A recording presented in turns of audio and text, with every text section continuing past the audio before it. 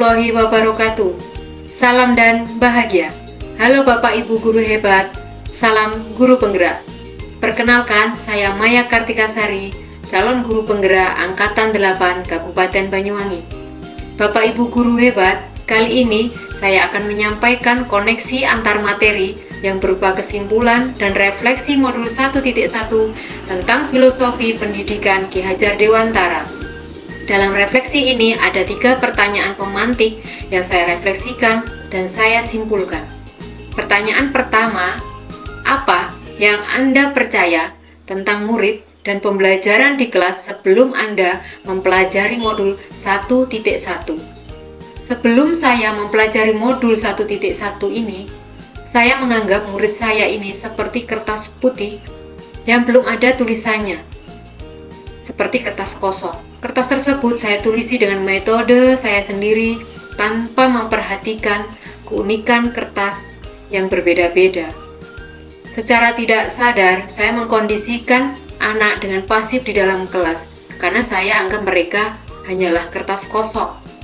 Saya menyamaratakan untuk semua murid tanpa memperhatikan keunikan atau kodrat anak masing-masing. Saya juga menganggap bahwa murid adalah benih-benih tanaman di ladang yang semuanya membutuhkan perawatan yang sama, entah itu tanaman padi, jagung, atau yang lainnya. Saya anggap cara merawat dan memeliharanya sama.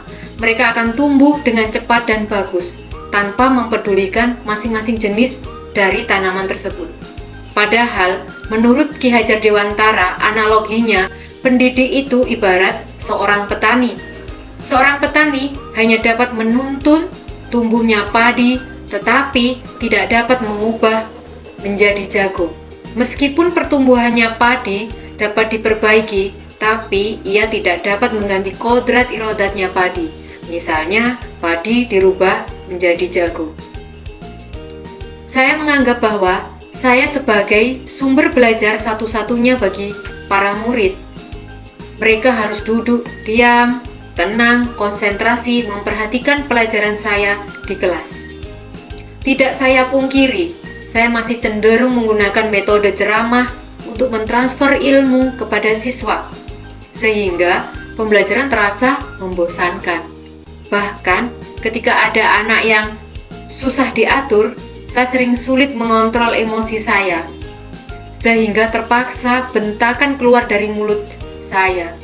Kunci utama mendidik anak memang perbanyak ikhlas dan sabar. Saya lebih berfokus pada nilai dan hasil kognitif anak tanpa memperhitungkan aspek lain, yaitu aspek kodrat anak yang beraneka ragam di kelas. Bahkan mindset saya seperti ini. Ganti pemerintah, ganti kebijakan, ganti menteri, kok ganti kurikulum? Padahal sesuai dengan pemikiran dan filosofis Ki Hajar Dewantara bahwa pendidikan itu harus dinamis, yaitu berubah sesuai dengan tuntutan zaman. Ternyata selama ini saya juga masih berpikir bahwa pendidikan tidak perlu berpihak pada anak, apalagi harus menghamba kepada anak. Karena hanya orang tua mereka lah yang benar-benar bisa melakukan orientasi seperti itu. Saya hanya berfokus dengan satu tujuan, yaitu bagaimana cara agar anak-anak dapat memperoleh nilai yang bagus.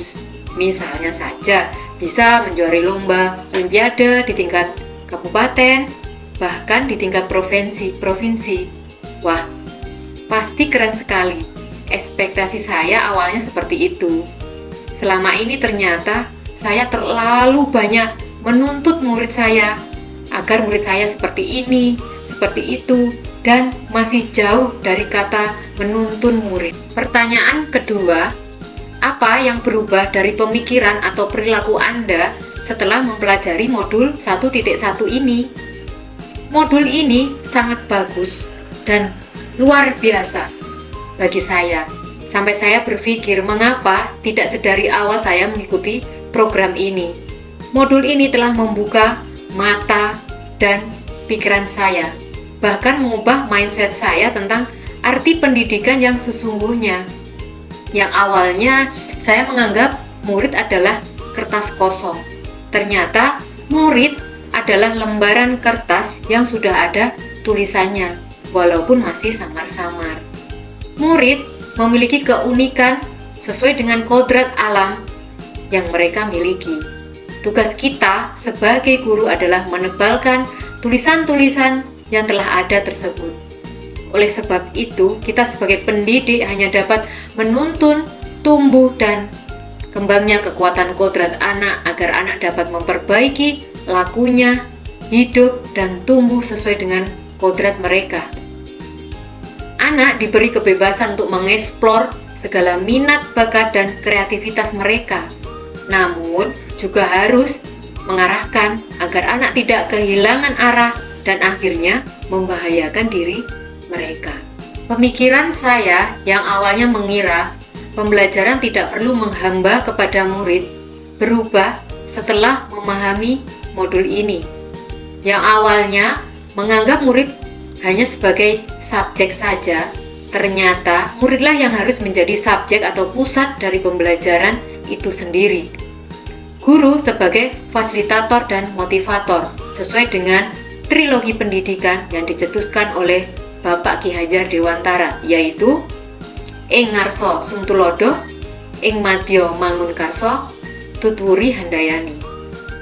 Di depan, guru harus memberi teladan yang baik bagi murid. Guru digugu dan ditiru, baik dalam perbuatan maupun perkataan. Guru berada di tengah untuk membangun semangat siswa menciptakan ide-ide dan karya sesuai minat dan bakat anak. Di belakang, guru menuntun siswa untuk memperbaiki lakunya dan memberikan dorongan atau motivasi terhadap kodrat masing-masing anak. Guru bukanlah satu-satunya sumber belajar. Murid bisa belajar dari lingkungan sekitar, dari teknologi yang semakin modern di era sekarang ini, bahkan juga bisa dari narasumber lain yang bukan guru. Pembelajaran harus berpusat kepada murid atau student center. Hal ini relevan dengan tingkatan berpikir anak SD, yaitu operasional konkret. Maka pembelajaran secara kontekstual atau secara nyata, bukan abstrak, sangat relevan dengan anak-anak usia SD.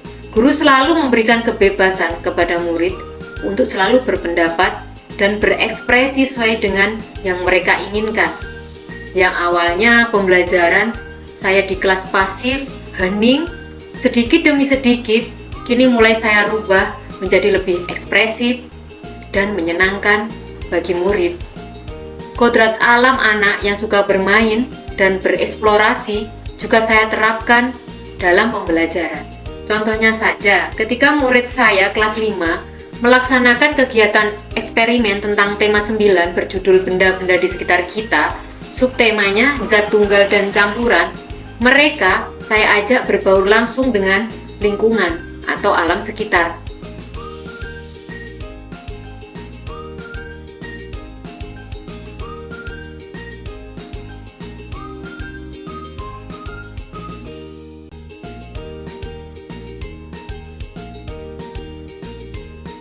Anak-anak bisa bereksperimen secara langsung dengan bahan-bahan yang ada di alam. Mereka bisa mengidentifikasi air, tanah, kerikil, pasir, dan lain-lain. Benda-benda dari alam tersebut mereka gunakan sebagai bahan eksperimen atau observasi. Contohnya saja, air mereka campurkan dengan tanah, maka terbentuklah suatu campuran, yaitu campuran heterogen.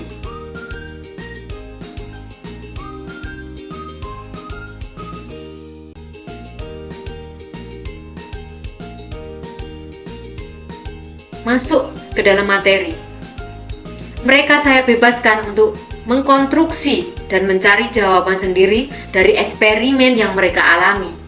Dan alhamdulillah, hasil dari metode pembelajaran yang berpusat pada murid tersebut mempunyai efek dan dampak yang luar biasa. Tidak hanya pada nilai kognitif, namun nilai keterampilan, kreativitas, dan budi pekerti anak muncul dan terdiagnostik. Saya juga membebaskan siswa untuk terus berkreasi. Contohnya saja ketika mereka membuat batik ekoprint dari bahan alam sekitar, yaitu dedaunan.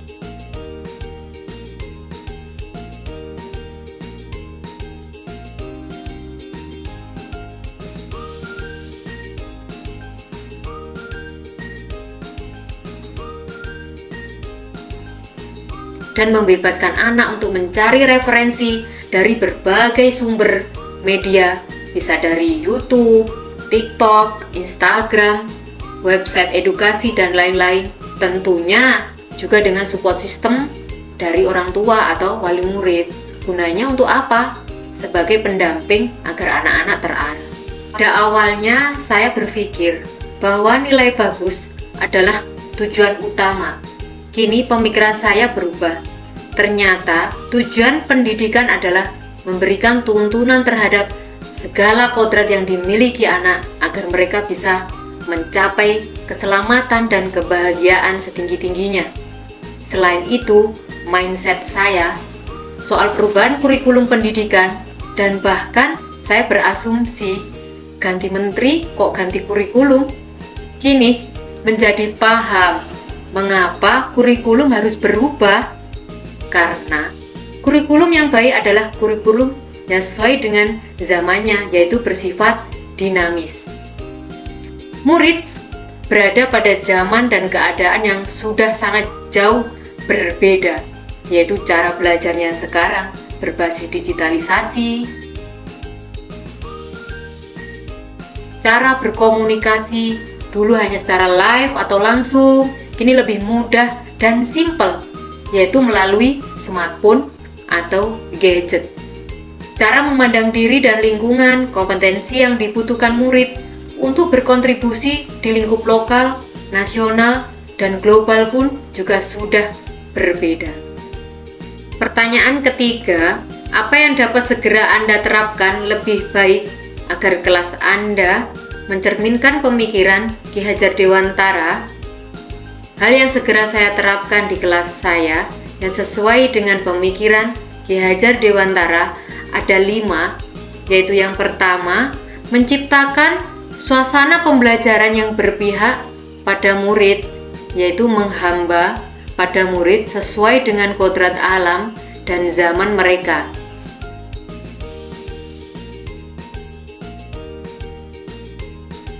Yang kedua, saya akan terus memacu murid saya untuk terus kreatif, inovatif, bernalar kritis, berbineka global, mandiri, dan berakhlak mulia tentunya, yaitu sebagai cerminan pelajar Pancasila. Yang ketiga, saya akan menerapkan pembelajaran kontekstual yang sesuai dengan tahapan anak SD,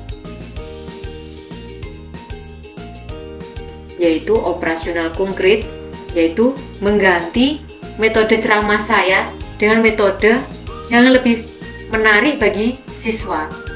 Pembelajaran saya kaitkan dengan lingkungan dan kearifan lokal sebagai sumber belajar, sehingga mereka mampu mengenali dan melestarikan budayanya. Keempat, saya juga menanamkan budi pekerti melalui pembiasaan baik di kelas dan di sekolah, seperti pembiasaan 5S, senyum, salam sapa, sopan, dan santun.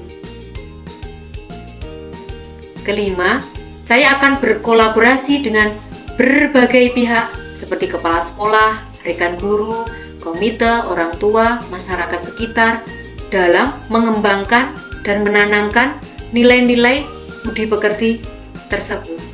Kesimpulan yang dapat saya petik yaitu pendidikan adalah menuntun murid untuk mengembangkan minat dan bakat atau kekuatan kodrat yang dimiliki anak agar mampu mencapai keselamatan dan kebahagiaan setinggi-tingginya.